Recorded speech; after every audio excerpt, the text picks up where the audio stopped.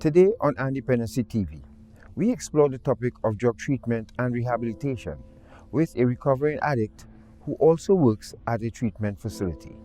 We'll also speak with an expert from NADAPP about support services available to individuals and families who may be dealing with a loved one with an addiction. I am Michael Andre. I'm a recovering addict. I'm the outreach coordinator of Rebirth House. Rebirth House is a rehabilitation center for people who use drugs and they want to stop using, and people with other addictions. We do like individual counseling with them. We have facilities in Chagaramas, Belmont, and St. Anne's. Our admission office at the corner of Charlotte and Oxford Street, Port Spain, and our phone numbers are 623-0952 and 627-8894.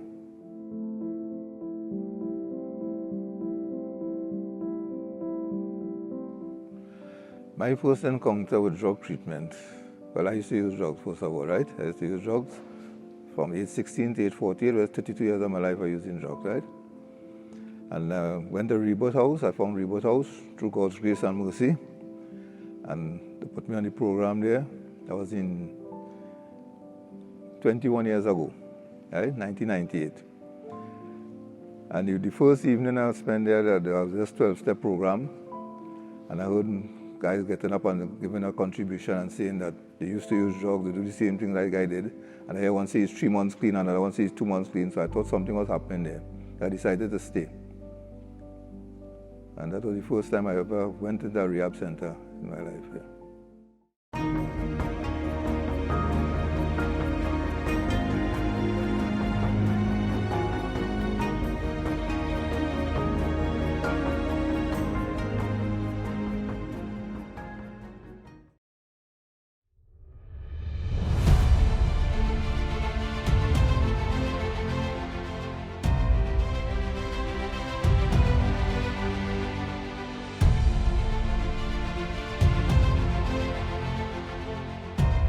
Funds have been raised by countries, especially in Europe, to pre-finance the development of the vaccines, because it is a pandemic. It's not just an epidemic, or it's not just in a few countries, it's a pandemic. So there's been an unprecedented drive, never before done, never, of the vaccine manufacturers working with WHO, working with the Gavi Alliance, which gives vaccines at no cost to many low-income countries.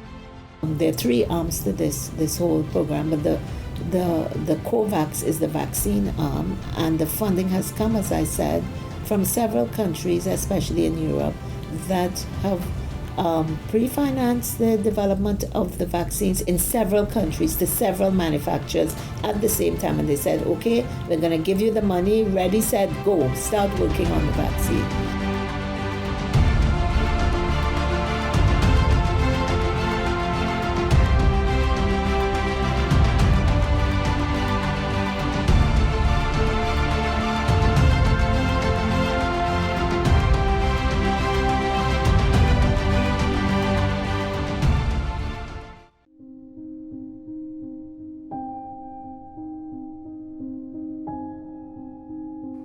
Success. Well, it depends on how you read success too. Right? Now, success to me is being clean in all different aspects, not just staying clean alone, but making a complete change in your lifestyle.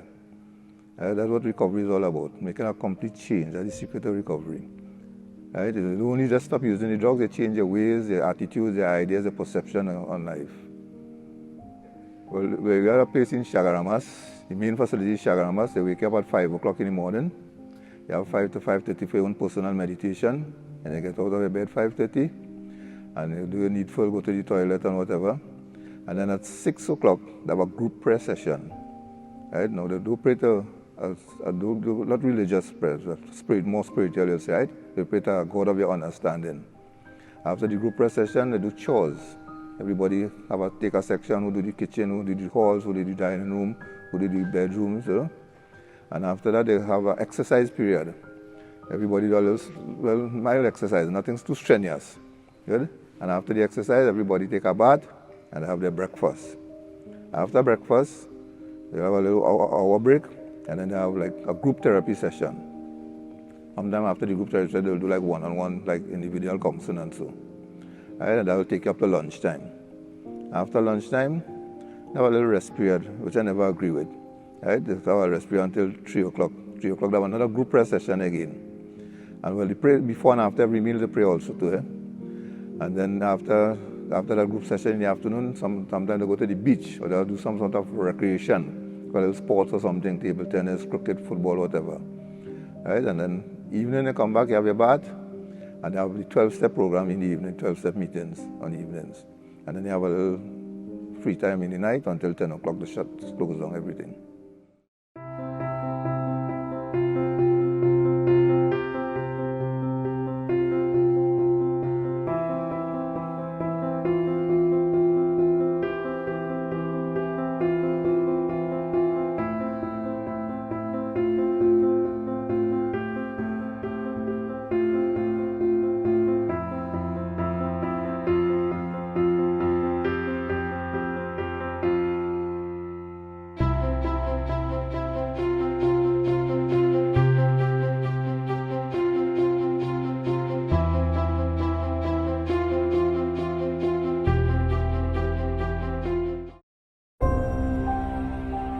There are certain truths in life, that nothing lasts forever, and no matter how challenging things seem now, it will all pass.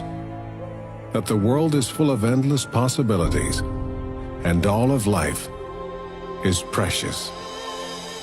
But we are all connected on this beautiful earth we share together, and everyone needs someone to be there for us when it matters most. No matter who we are or where we're from, one way, one world.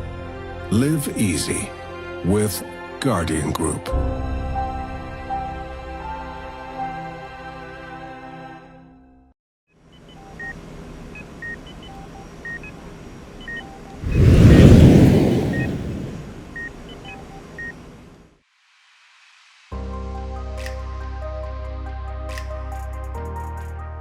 Family support is very important because when the person is healing, they're recovering, the family too needs to be healed too.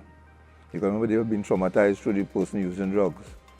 So you have a loved one using drugs and you're going through hell and they're having a good time using the drug, right? So while they are healing, the family has to be all it. So you also need counseling for the family too. You also need to counsel the family so they will also recover. And they'll be able to support the recovering addict too. They need all sort of support. If you don't get that support, they'll have a relapse and go right back to drug use.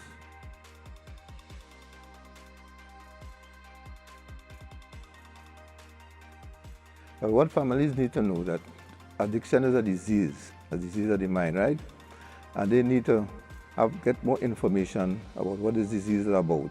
And they need to support the addict himself. They need to give him full support in his endeavors and in his changing and help him to go to like the meetings, the follow-up meetings and to maintain his sobriety.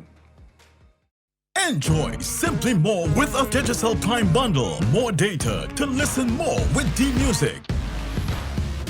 Watch more with PlayGo. Cheer more with Sportsmax. Tune in more with Go Loud.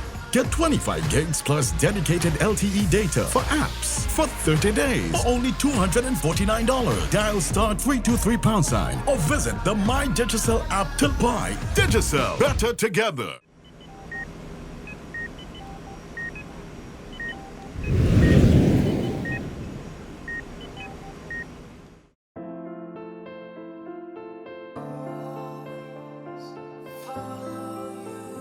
Recovering person who's a therapist, well, they have to get training first of all, right? They have to be trained in the field.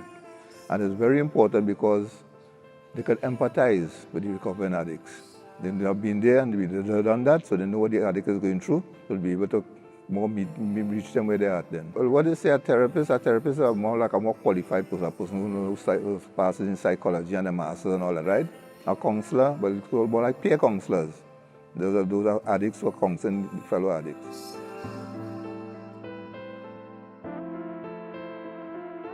We have CRE, Caribbean Regional Addiction Studies.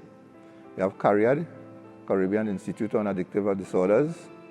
And they have like UE Open Campus as the counseling, basic counseling, and they have advanced counseling. So these are the basic qualifications.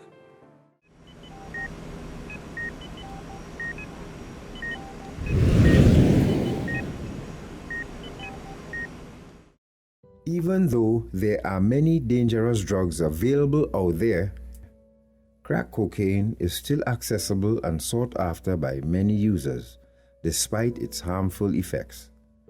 The abuse of this substance often leads to jail, institution, or death, not necessarily in that order. Or it can turn you into a street dweller.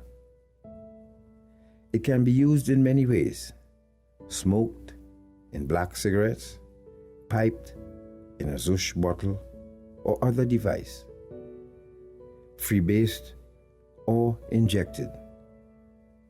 Most users get hooked from the first hit, which progresses to frequent use, dependence, and addiction. Most users will spend an entire salary on the drug while neglecting the needs of family, ignoring commitments like paying monthly bills, etc. This can eventually progress to selling of possessions, neglecting personal hygiene, committing crimes like petty theft, armed robberies, all in search of that first euphoric feeling.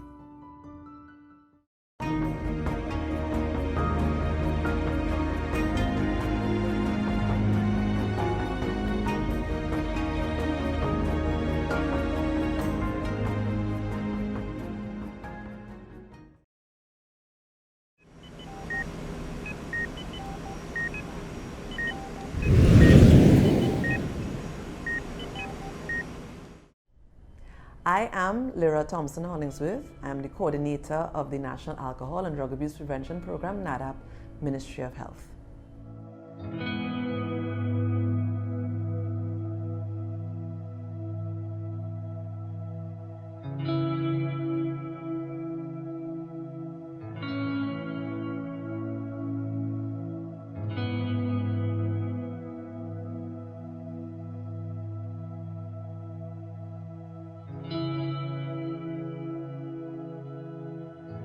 The National Alcohol and Drug Abuse Prevention Program, NADAPP's role in drug demand reduction includes that of overseeing what happens in terms of treatment.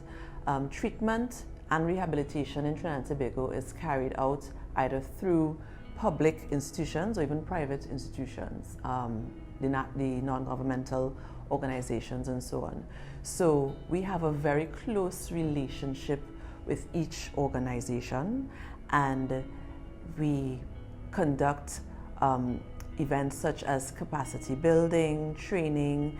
They share with us and report to us, and we then report to the Ministry of Health in terms of their ongoing monitoring evaluation, what their treatment figures look like, who is coming in for treatment, what drugs persons are seeking treatment for, any issues, and there are even some institutions that include NADAPP on their management boards and so on. So we're very much intertwined with how treatment facilities conduct their day-to-day affairs. Some of us like to play games of chance, but remember, gaming should be fun, so don't get carried away. Play for a prize, but don't pay the price. Play for fun, but never for keeps. Play smart, but never play all. Winning isn't everything. If you or someone you know needs help, call our gambling addiction hotlines. Rebirth House 24-hour hotline 466-3146 or Serenity Place Empowerment Center for Women 794-7980. An initiative of NLCB and Eye on Dependency.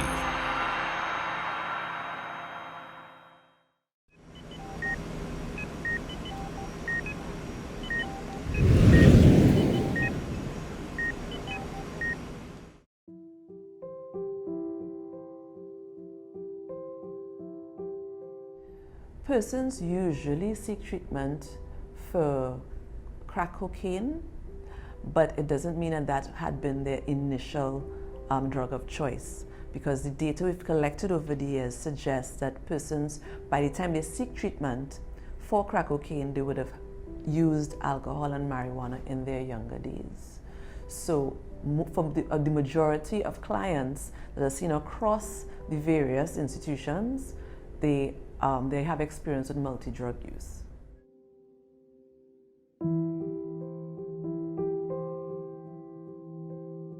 The issue of substance abuse prevention is one that is multifaceted. So that NADAPP, yes, works with the Ministry of Health, but NADAPP also works with the Ministry of Sport and Youth Affairs, the Ministry of Education, the Ministry of Social Development, the Ministry of National Security.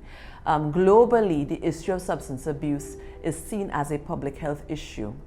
So that being aligned with the Ministry of Health gives us the opportunity to focus on addiction as a medical problem and as a disease. However, it does not prevent us from interacting with other agencies and other ministries to deal with the social issues or even the preventative issues through ministries like Community Development or Ministry of Sport and Youth Affairs.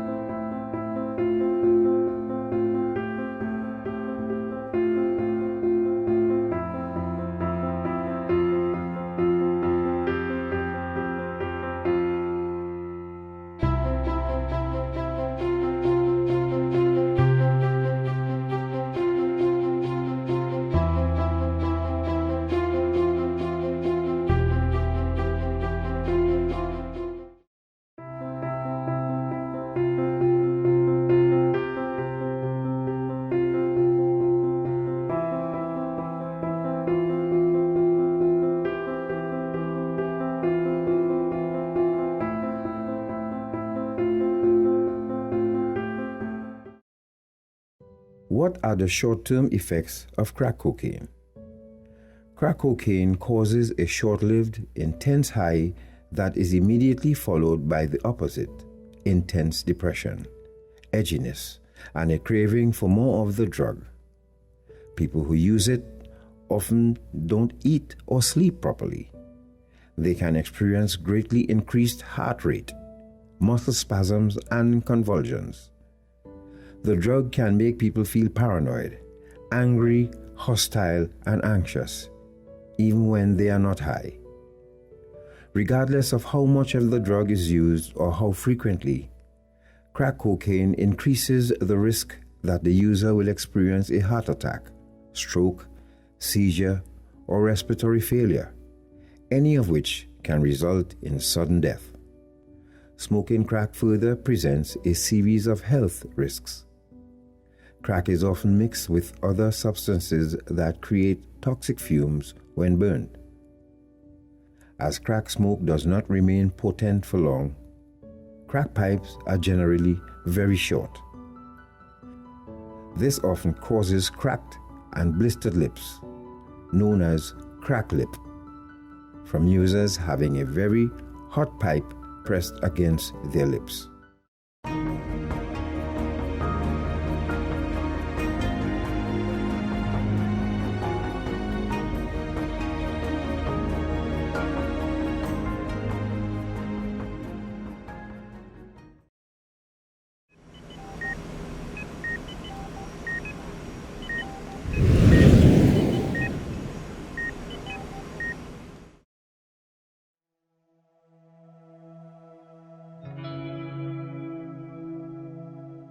Residential treatment for clients can be applicable depending on the needs of that client.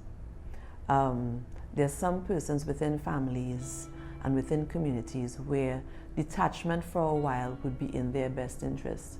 But there are other persons who can access outpatient treatment while they retain their jobs or interacting in their families, depending on at what stage the disease of addiction is at.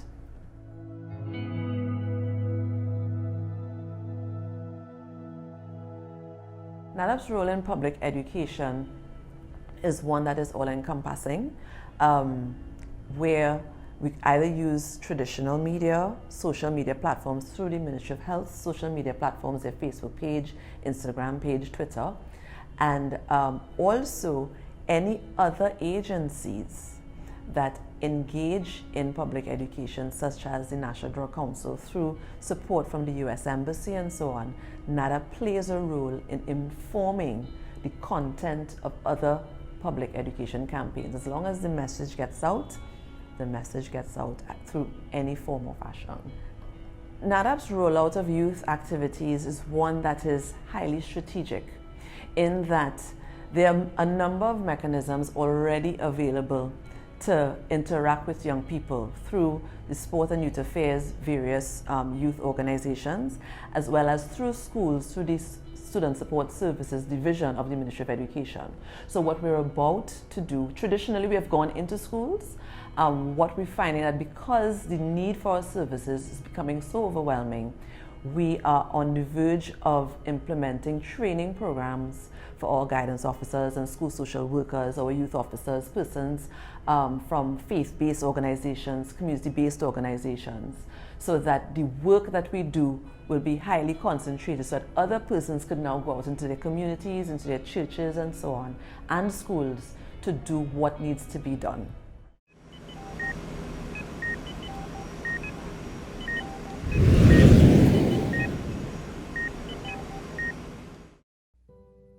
Now, what are the long-term effects of crack cocaine use? In addition to the usual risks associated with cocaine use, crack users may experience severe respiratory problems, including coughing, shortness of breath, lung damage, and bleeding. Long-term effects from use of crack cocaine include severe damage to the heart, liver, and kidneys. Users are more likely to have infectious diseases. Continued daily use causes sleep deprivation and loss of appetite, resulting in malnutrition. Smoking crack cocaine also can cause aggressive and paranoid behavior. As crack cocaine interferes with the way the brain processes chemicals, one needs more and more of the drug just to feel normal. Those who become addicted to crack cocaine lose interest in other areas of life. Coming down from the drug causes severe depression, which becomes deeper and deeper after each use. This can get so severe that a person will do almost anything to get the drug, even commit murder. And if he or she can't get crack cocaine, the depression can get so intense it can drive the addict to suicide.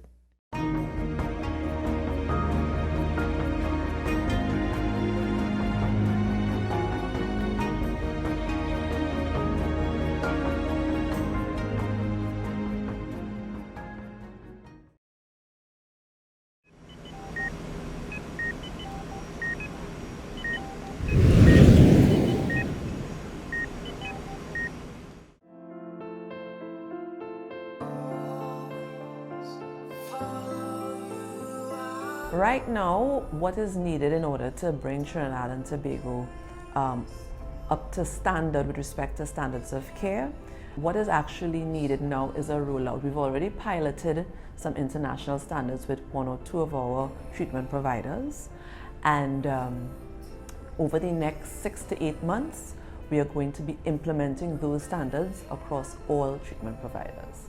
They've already been piloted. Because it is smoked, the effects of crack cocaine are more immediate and more intense than that of powdered cocaine.